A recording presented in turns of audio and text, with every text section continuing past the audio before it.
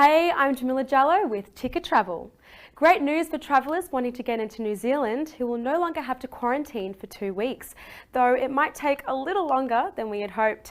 The Kiwi government finally announced a reopening date for New Zealanders in Australia who can return home on January 16th next year.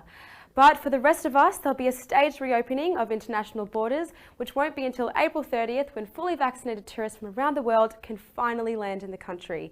However, there'll be a mandatory 7-day self-isolation period for those who are not required to enter quarantine.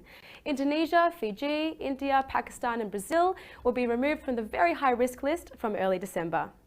Drunk and disorderly passengers on flights in the US will face fines as high as $40,000. The Federal Aviation Administration announced a zero-tolerance policy for disorderly onboard behaviour earlier this year, and flight crews have reported more than 5,200 cases of unruly passengers on the FAA since January 1st.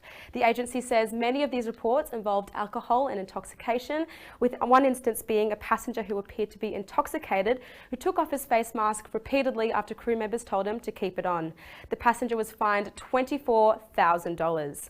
Now it's time to take a step back into the golden era of travel, the fabulous 1960s, with a new airport hotel which has opened at JFK. The TWA Hotel, located at JFK's Terminal 5, has amazing amenities along with restaurants and great views. The Transworld Airlines was once a premier airline to travel with, promising a luxurious experience to those who had the cash.